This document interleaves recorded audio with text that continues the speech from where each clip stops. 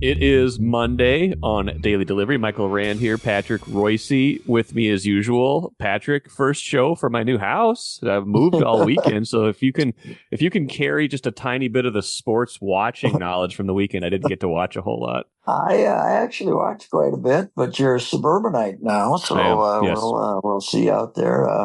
You're very close to Ziggyville now, right? Not too far. Yeah, not too far. Not too far from Ziggyville. So, which continues to expand out there. Yeah, I watched quite a bit of everything. I do have a system for watching the Twinks, so I watched them over the weekend. Nice win like yesterday. They're down early, 3-0. Simeon Woods Richardson looked actually pretty good. Looked like he had good stuff. I was pretty much writing an apology. We gave up 2 home runs. Once again, moronic pitch selection by these idiots. He strikes out Bregman with a hard slider that Bregman just chases. Next time they throw him a cookie hook down the middle and he hits a home run. And then they throw 3 changeups and 1 at bat to Kyle Tucker and he hits a home run for another one. So, always go hard and then go soft. So, he actually went 4 1/3 or some 4 2/3. They don't have full confidence in him yet. He's the new Chris Archer. Yeah, they pull him early, not because he's strong. Chris Archer because he'd hit the wall. This guy just because they don't like him facing lefties, obviously, because they went to Thielbar, but the bullpen was fantastic, and the Astros did nothing against them. The bullpen, and then Griffin Jacks pitched the 8th inning. He was unhittable. He hadn't pitched much lately. Man, his stuff was good. Then Duran got through the 9th, and so that's a good win, 4-3. They win 2 out of 3 against the Astros. And then after the game, we're all wondering, are they really going to, Royce Lewis isn't hitting at St. Paul, so I don't know what the hurry is. Right. They could keep him down there a few more days. And they're going to Yankee Stadium. And anyway, they decided that they want him back. So I don't think they were up against it option-wise, time-wise, because I think you can have him do that rehab for 20 days or something. But they're going to send Julian down, and it's probably a Murphy demotion. He struck out again yesterday. I think he's up to about 36 or 37 called third strikes. He had another one yesterday. He just can't pull the trigger, and it's probably a good idea to send him down.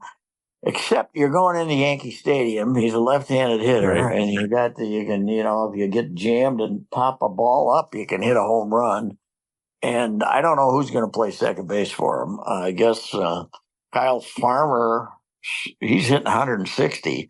So he'll play probably more than anybody there. And Royce, they're not going to take Royce back from the injured list and say, okay, now you're a second baseman. No. They're going to have to play third. Miranda has to play. Can Miranda play second? I mean, he's not. He's not great anywhere. I was looking at a piece I wrote in 2021, and they had with the Saints, and they had played him some at second and tried to play him in left field where his life was in danger, but he was playing at third. But I can see him playing second in the 8th inning when they get start moving the guys around. But I would guess Willie Castro's going to have to go play second now quite a bit. Him and Farmer, because outside of that, Farmer's the only second baseman they got. So it's going to be interesting. Generally speaking. And Rocco said this too. Somebody's going to get hurt, and usually when you think, who are they going to send down when Royce comes, and by the time that happens, somebody gets hurt. But this year, no. So this is what they did, and Miranda. I was talking last week to I think Phil, and Phil thought it just because of the way they operate, it might have been Miranda, but then Miranda. Yesterday wins the game for him, and he just been hitting too well. So It'll be interesting to see who they play at second. But outside of that, this is a tough week, by the way. Not only the Yankees, but Pittsburgh. I don't know if you're going to get Skeens and you're going to get Jones, but they have these two young pitchers that are phenomenal. Skeens hasn't been there very long, but this Jones kid, I watched him pitch about 5 innings the other day. He strikes out 2 an inning. He's got fantastic stuff. So I haven't looked at the pitching matchups, but if you go in there, they are a very good team. But man alive, Right. they got those 2 starters, and actually they got a third guy that's pitching pretty well too. So that's week on the road, and it'll be I guess the one thing happened over the weekend was Pablo got his act together again. That was big for them. After being awful for 3-4 games in a row. So yeah, he got his velocity back and he was throwing good. But they're so I looked this up. Last year, after 59 games, they were 31-28. Okay. And they were leading the division by 3.5 games. This year, they're 33-26 and are 6 games behind in third place. Yeah. The new, feisty, upgraded, best division in baseball. It's much better. That's the surprise of the year, right? Central, yeah. That's the surprise of the year. Detroit's 29-30, and they're 4th. Now, the Whiteys have got some difficulties going on. Yes. I was just I looked at the little AP summary that we had, and it said that the Brewers continued the White Sox slide. The slide is that's not nearly strong enough word for losing 11 in a row and being 15-45. I wouldn't say that's 15-45. Gosh, that's right. We need something stronger than slide, like plunge or plummet, a crash or something. I mean, it's unbelievable.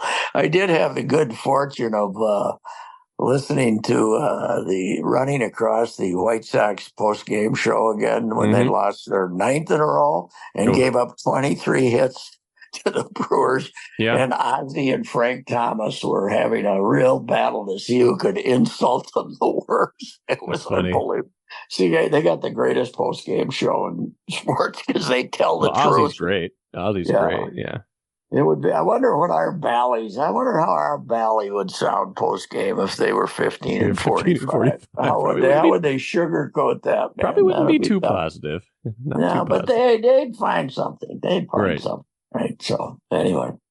Well, sophomore slumps are real, huh? I mean, you had Wallner go down early, Julian. I mean, Miranda last year. I mean, some of it was injury, but he just wasn't hitting. And now he's back. No. So it's something about that second year for these guys. They get figured out. It is true, and they adjust. Now Wallner's hot with the Saints. He was bad at first, but the last week or so he's hitting again. So, but Larnick's been good enough, so he's staying. So they're if they want to. They got a little ammunition to trade for a secondary pitcher if they run into one, if they need one. Louis Varland has been getting knocked around in his last few starts, and St. Paul hasn't been doing well, and Festa wasn't real good. So I was trying to figure out if they need a starter, who's it going to be? I think it's going to be the Dauber. Come on. I think we're going to get You keep saying that. Back. You keep saying the Dauber. The Dauber pitched 5 or 6 innings yesterday and didn't get beat up, and we still got him under contract for 3 more years. Bring him back to you. Need him in Yankee Stadium? He's pitched a big game in Yankee Stadium before. Yes, he has. Isn't that amazing that he started a playoff game? Game 2. Game 2 of a 101 win season. Yeah, right. That was the Bomba Squad year, right? That he started game 2. Yeah, right. Started game 2. So I think Phil suggested that the other day, and I looked at him in the press box like he was insane. And then I started looking and said, maybe the Dauber, bring back the Dauber. How about that? So. Anyway. When he was good, I mean, again, it was a very small sample, but when he was good for him. But when he ran into that, was it a blister problem that he had that took forever to heal? Yeah, something like that. Yeah, because all he throws is those sinkers, and that's probably hard on the fingers there. He's probably hard on a blister, but he's once in a while he pitches 5-6 innings and he gives up 2 runs, and then other times he just gets pounded. Right.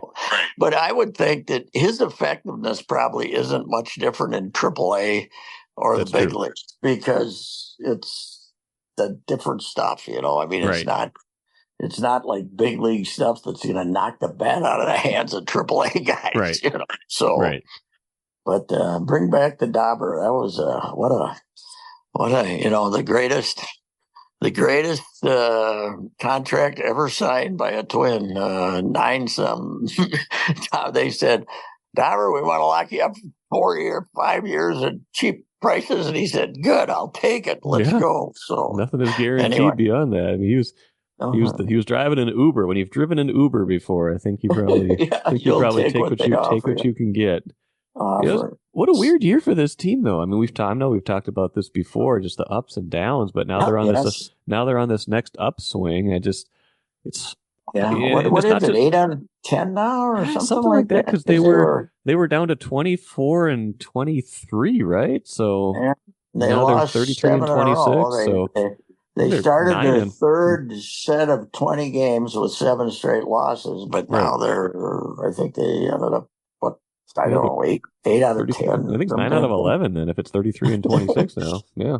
Yeah, 33 and 26. Yeah, it has been weird. It's been extremely strange. And we'll see what, Reusse was not hitting at all down there. So we'll see if he's ready to give him a lift, or not. He'll obviously be in the lineup. If they're calling him up, he'll be in the lineup Tuesday, I would guess, and Miranda will probably be DH, and that might mean less DHing for Ryan Jeffers and more catching for maybe he'll catch 2/3 of the times instead of 1/3 of the time or something.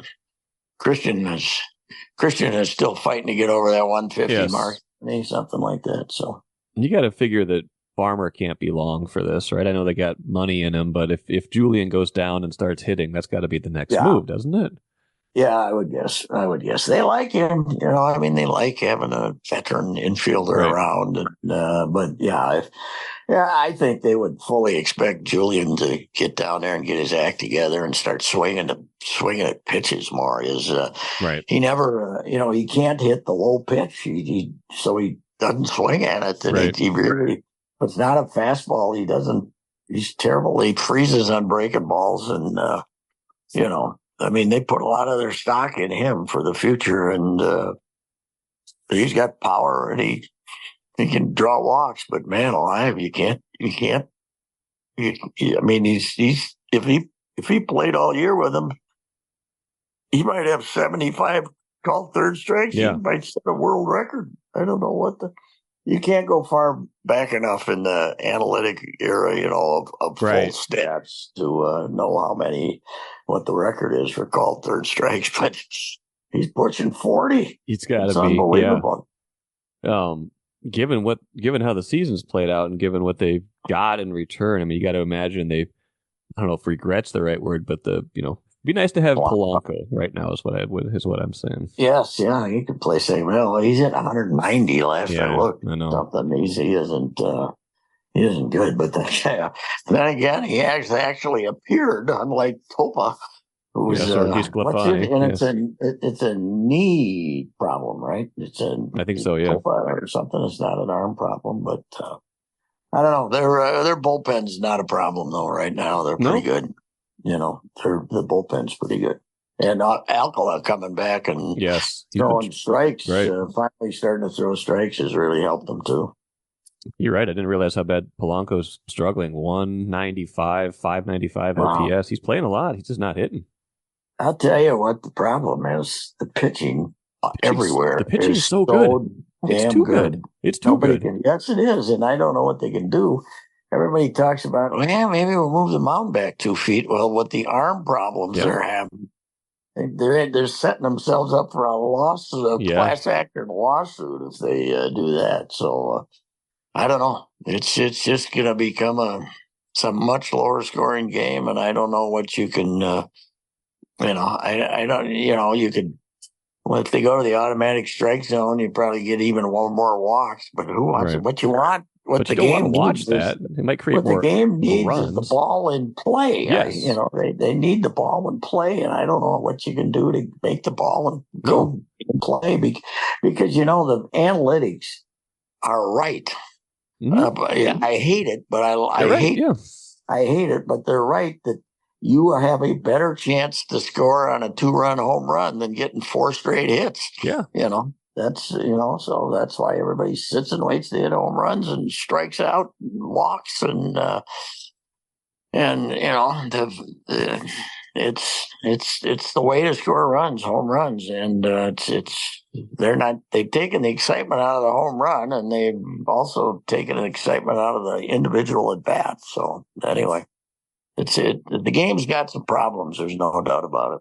How do the hitters fight back against all these like designer pitches, and you can like fine tune your spin rate? It's like you can only do so much in the cage. Like you don't start with the ball, right? Like you are at the mercy of whatever's coming at you in that kind of split second. So you can only adjust so much. The pitchers are, with all of the technology that they have gained that upper hand in terms of like being able to find different break and spin rate and knowing exactly like what to do to get you out. Yeah, they can. They can't go and throw every day all winter like hitters can go and hit. True. But I've talked to. I remember having a discussion with Wes Johnson about 3 years ago about how how much not easier, but how much more work can be done to improve pitching than hitting. So, I mean, it's amazing. You guys, you got to get to the ball, and there's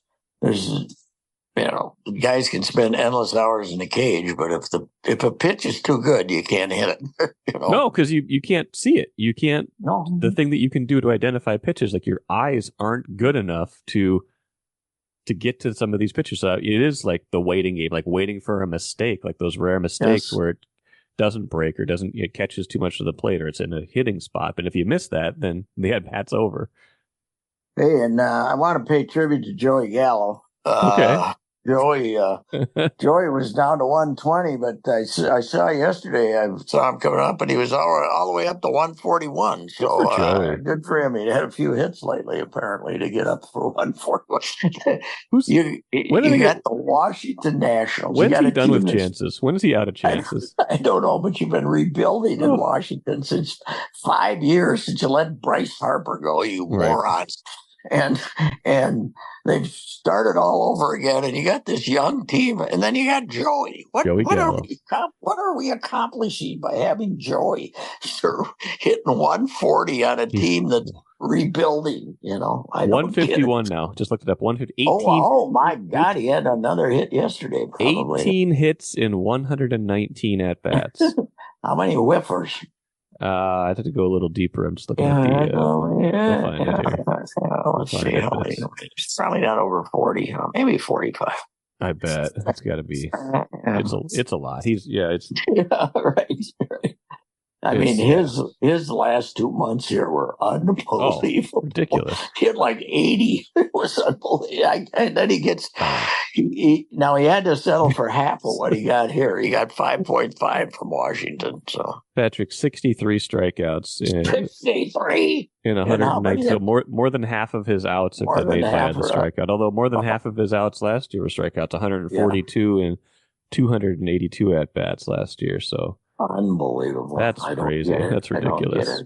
I mean, even at least here, like his. Whatever we said about him last year, which all of that was true, like his OPS last year was 741, which is, that's above major league average. He got there in a way that like nobody wants to watch because he had 50 hits in 282 at bats. And so 31 of them were extra bases, including 21 homers. I mean, he carried him for like a couple games there. So, but this year, it's not even that. It's OPS 589. Like he's just not giving you any of the good stuff with the rest of it. Yeah, I don't get. I do not get that at all. And I mean, 2 years ago with the Yankees, he hit 160 or 165 or something. That year with the Yankees and Dodgers. They both won a bit of it. 160 for the year. Yeah. 160 for the year. I said, what are you signing him for? And then even more mysterious, what is Washington signing him for? But it's unbelievable. It's entirely possible that of the last 4 years, the Twins got the best of Joey Gallo. Consider that. Yeah. Try that on. Seemed like a nice enough fellow. Oh, yeah. I mean, it's just, what is going on here? I don't get it. So anyway, he probably isn't helped, but he probably isn't helped by all the designer pitches these days either. No, that probably. No. But the Twins, they're playing okay again because they're actually getting 3-4 runs a game. They're not. Correa's been okay, and some of their hitters, Larnach hit some home runs, and Kepler isn't hot now, but he comes up, you don't feel like he's going to make it out now, right. And so we'll see. Reusse coming back, we'll see how that works. They navigated the time without him in really good shape. If they're 33-26 and they've had him for 3 innings this year, you got to feel pretty good about getting him. Hasn't made it out yet. That's right. Hasn't made it out yet. Say that about anybody else who was on an opening day roster this year. Yes. Hey, let's transition a little bit to Wolves. I know that the series ended on Thursday. I was fully prepared to do a Game 6 podcast after a marathon day of moving on Saturday, but turns out it didn't have to because they no-showed. They got ripped hard by the broadcast crew Thursday night, and for good reason, right? They kind of no-showed that Game 5. It was 18-18, and then it was 40-19. Yes, it was amazing. It was just, and they really melted down into what they were trying to do. You could not figure out what they were trying to do. And Edwards dribbling down towards the double team and then turning around and retreating. And I mean, they were just confused. It was brutal. And by the time that was over, the game was over. Yeah. I mean, it's, you get outscored 22-1. Luka was at his best, man. He was great. He had 20 with, was it 20 with 20 with 3 minutes to go in the first quarter. Yeah, he had a couple early threes, and I was like, uh-oh. He looks like he wants to close it out. So we find guys for yelling at people in the stands and having confrontations with guys in the stands. Luka, he doesn't have confrontations. He just tells them to go bleep themselves. Yes. It's unbelievable. He's a trash talker. God, what a character to everybody. Yes, what a character he is. Especially Gobert in the game 2. Yeah. He let him have it. Let him know about that one. You can't guard me. But but Sean Sweeney, I talked to him for a minute, and the assistant from Dallas, and he said he's like crazy when he makes a shot. He just, way to go, Luka.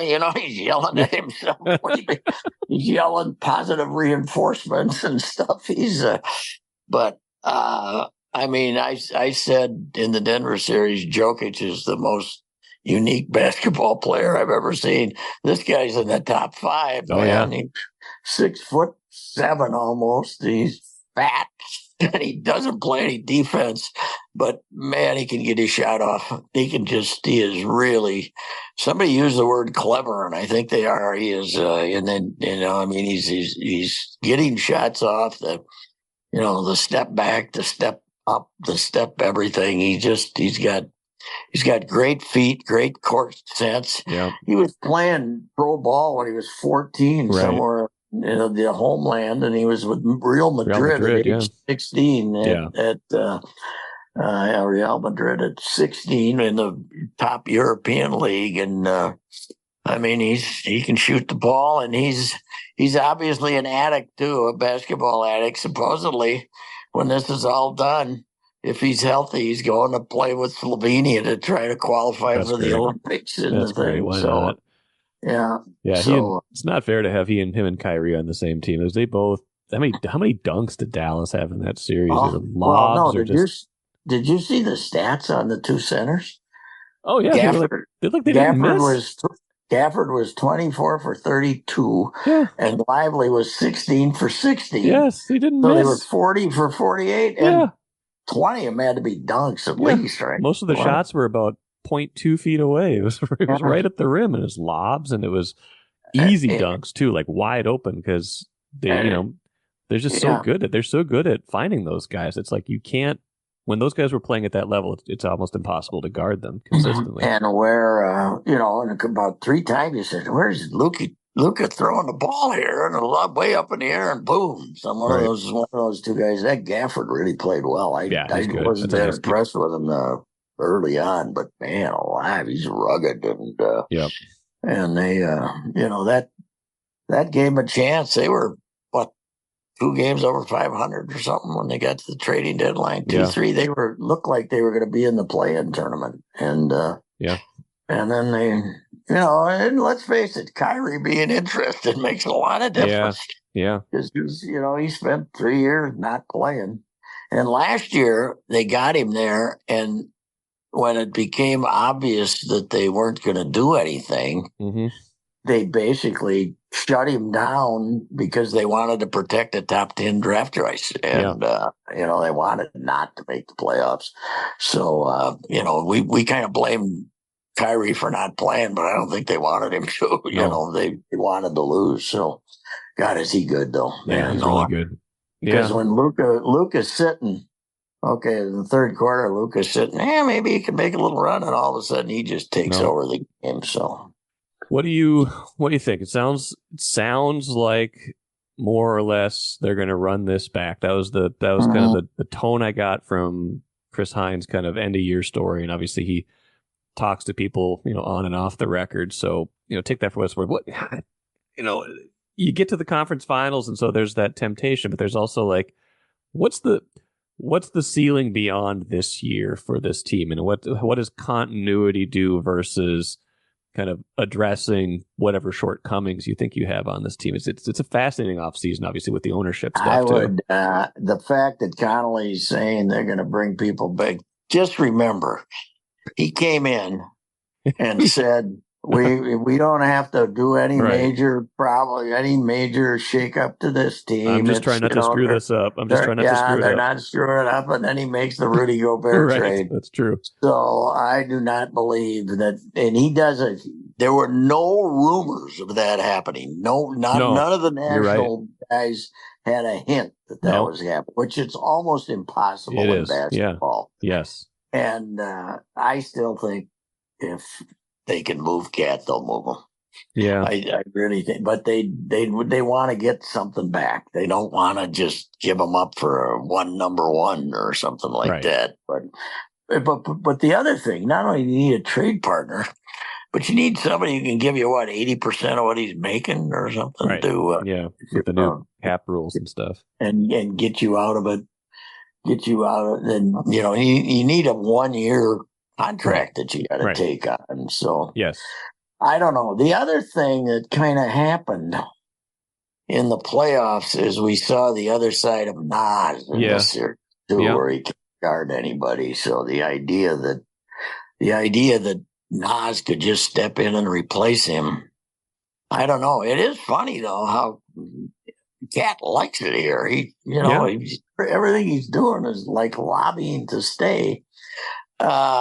Rudy, you can't move Rudy. So, I mean, the only guy you can move is Cat, I think, Yeah. So. You wouldn't want to move Rudy either if that's your whole identity is built around defense. And he's defensive player of the year. I mean, he had his moments in the playoffs where it looked like there was a struggle, but he was a big part of why they got here. A huge bounce back year. And he's interesting too, though, because he's got, after next year, I think he's got the opt-out in his contract, so he's kind of... He ain't opting out. No. He's not opting out. Nobody's going to... He's 30, he'll be 32 then, right? Was he 31 now? I think that's right, yeah.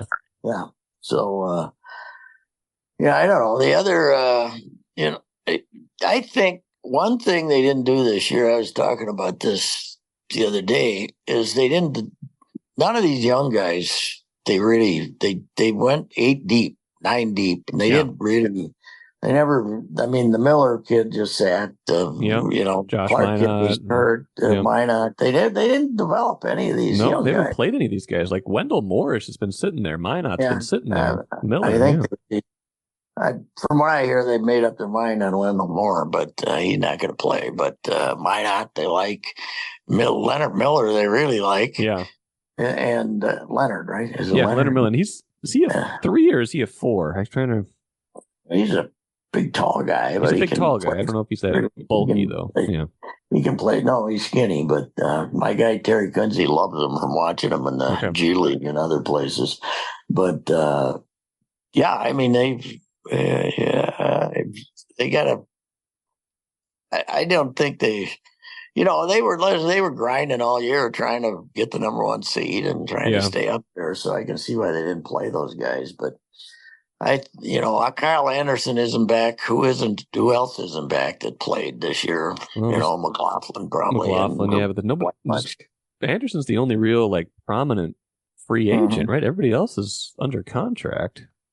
Yeah, that's right. So I don't know where they're headed, but what Tim Connolly is telling me does not mean anything to me. I don't. Yes. I don't, because he already has demonstrated that he's smarter than us and will have things going on that nobody will find out about. So we'll find out here. And I think Cat comes out of this with his reputation improved, don't you? Oh yeah, All-Star this year. He played. Yeah. He played better in the playoffs. He helped them win some important games, including Game 7 in Denver. So yeah, I feel like you don't. This isn't the situation where they were at with Wiggins 3 years ago, where it felt like they had to just unload him. He's not that kind of player. He's a good player. Well, the other thing is the one quote from Connolly and others is 1 year of this.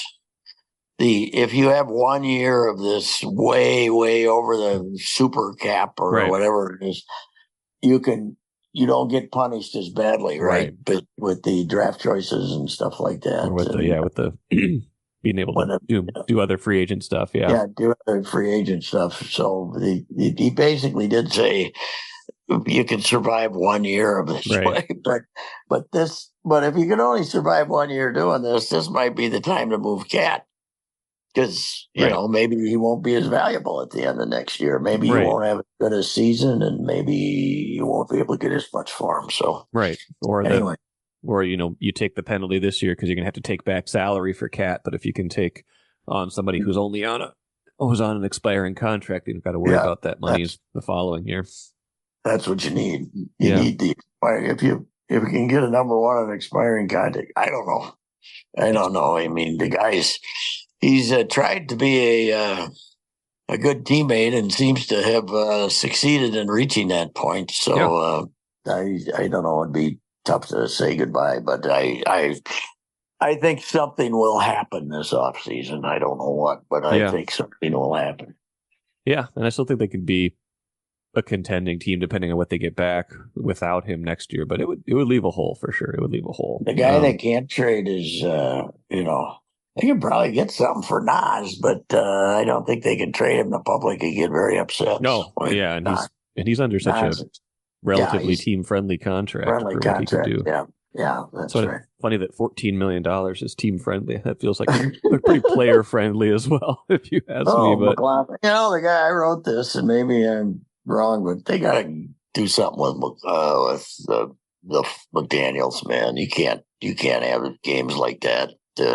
Playoff games where he doesn't take any shots and he just basically, I know he had foul trouble, but they just basically went back to ignoring him. Right. He had 2 or 3 great games, and the other game, nobody ever throws him the ball. Right. He never has the ball. Edwards is out there dribbling around in circles. Throw the ball to him once in a while and see if he can do something with it. He's had a few games when he was, he had a very explosive offensive game, and then I don't know. You got to get something out of him offensively. Consistently. Well, and Finch always says, their offense, you can tell how good their offense is by how much they're getting from McDaniels, how much he's getting the ball in good spots. I said that their barometric pressure was going straight down the team. He's always saying he was the barometer of the team. If he's the barometer of the team, that's why you stunk against Dallas in Game 6. Game 5. But it's amazing.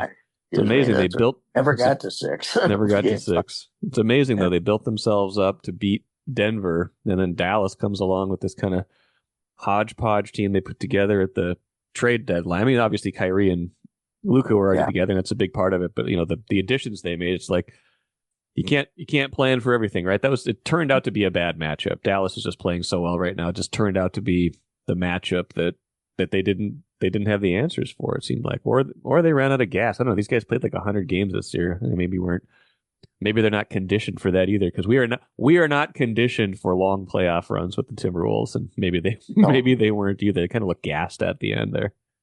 Yeah, I think that. Well, one thing is they did. Those guys play a lot of minutes down the stretch, man. They did not. There was no cruising down to down the stretch. So I don't know. There was that Denver series should never be forgotten, even with the Dallas fiasco, because that was one of the great athletic events in Minnesota history. The 7-game series that was totally unpredictable in all areas. Lopsided games all across the board. It was just like even the last game was, Denver gets out to a huge lead and then the Wolves come flying back. Hey, final thing. Let's talk. Oh, go ahead. Go ahead. I was going to say I think you were at the Lynx game the other night. That's a surprise team of the WNBA right now, 6-2. We knew how good Collier was, and she maybe even has another level already this year. But look, all the additions they made this offseason, they look like a really good team right now. Yeah, they do. They have deep depth. They put this little French girl. They say she's 5'5". She looks like she's about 5'3".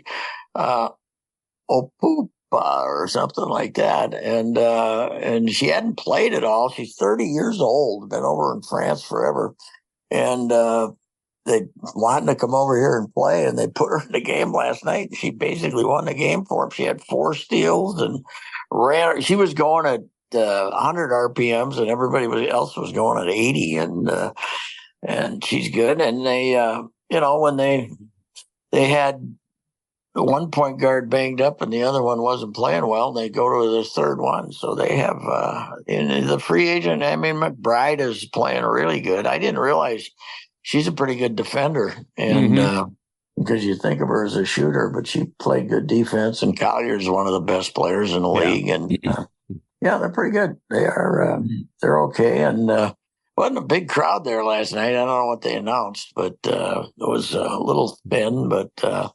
They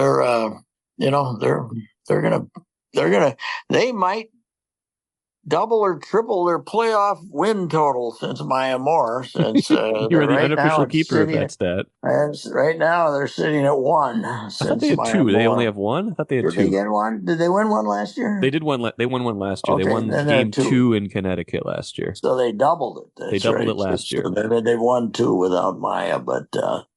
Collier's, I wouldn't say she's Maya, but she's close. She's really good. She's great. Yeah. I talked to her a little after the game, about the 3-on-3 thing they got going. She's an investor, right? She's a big. Yeah, she does. She's one of the founders, basically. One of the founders, right? Yeah. Her and Sue Beard.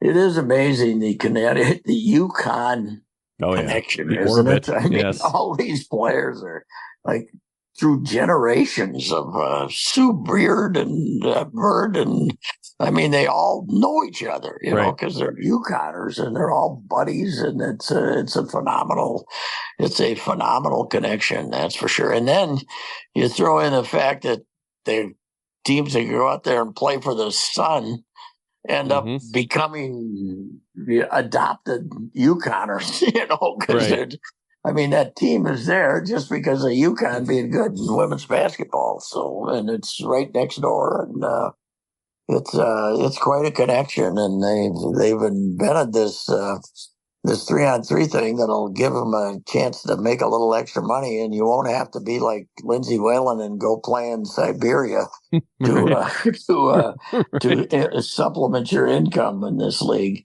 Although, boy, how long are they going to get away with paying what they're paying? The WNBA. I mean, still, what's the top? 200,000 something like that, 250, something like that. Yeah, I like that. So, I mean, it's a half a season, so it makes sense. But anyway, what do you think of a mugging Caitlin every chance? Oh boy, I was just looking at this is getting to be the point where you got to wonder. Okay, is this some kind of plot by the gals who don't like the Caucasian girl getting all the pub? I mean, to be blunt, that's it.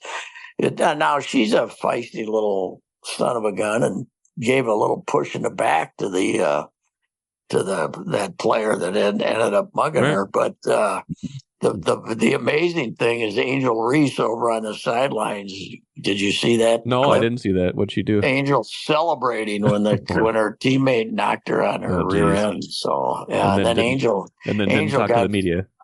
Angel got fined for not talking to the media. Yeah. Right. The other player did talk to the media. She just wouldn't answer any questions. Caitlin Clark, and then Caitlin Clark again saying, that's okay. Right. She's brushing it off. Right. But she had a stinker last night. Yeah, she had 3 one points. Basket, 3 points. So, I mean, what? I don't know what people were expecting. Because she's the Timberwolves' number one pick was what, like fourth or so, Philly? The Lynx, yeah. Fourth Lynx. I mean, Lynx. She was 8th, I think. Oh, that far down. No, yeah, because they traded out of the Reusse pick, yeah. Yeah, that's right. She doesn't play.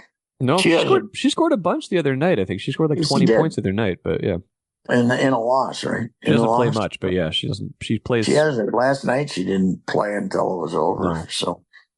So she hasn't been playing much. So I know she's a little undersized for her position, I guess. So yeah. Anyway, but right now they don't need her. They look pretty good. So we'll see. Cheryl's got other things on her mind too. When's the Olympic break? Well, they got 3 weeks coming off. Up. Yeah, I was just looking at their schedule, trying to figure out when Caitlin comes here.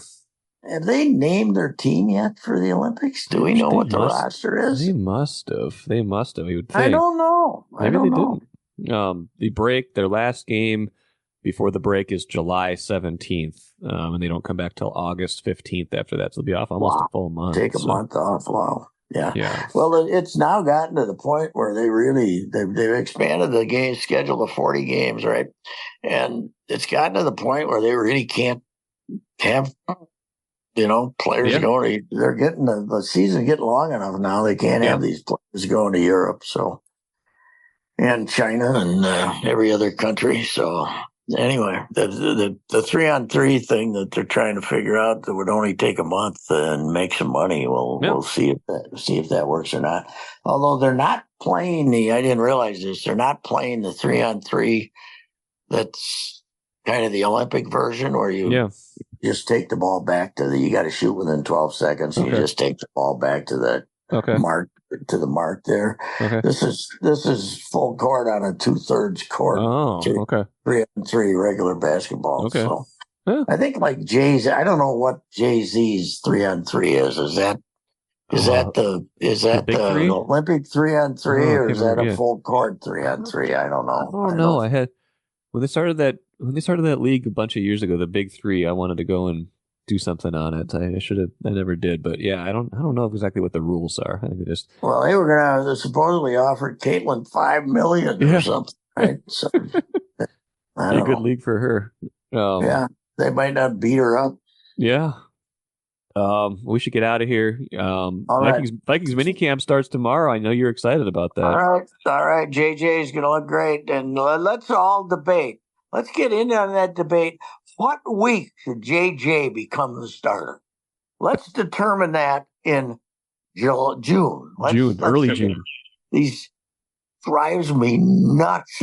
These ESPN discussions. When should Drake May become the starter? Let's see how they play. I think Boston already declared. Somebody, one of the quarterbacks already got declared to be the starter, right? Well, Caleb Williams, I think, is the starter. Caleb Williams, yeah. But this whole thing, why do you think J.J. McCarthy should be the starter? How about let's see how he plays and how Darnold plays, and then we can determine that. What do you think? Yeah. Nobody has any patience anymore. Not a bit. Me included. Well, no. Plus, you need topics. You need topics to discuss. Anyway. Yeah, you don't have patience either, especially if the national anthem is playing. So, well, hey, very satisfied with the Lynx national anthem yesterday. It was kind of a grade school group. I love those. They get it done. A minute and 10 seconds max. Yeah, not the 3-minuters we got with the Timberwolves, man. It was just get it over with. Come on. We've all heard it. We've all heard it plenty of times. Let's go. Come on. All right. Thanks, Patrick. Bye-bye.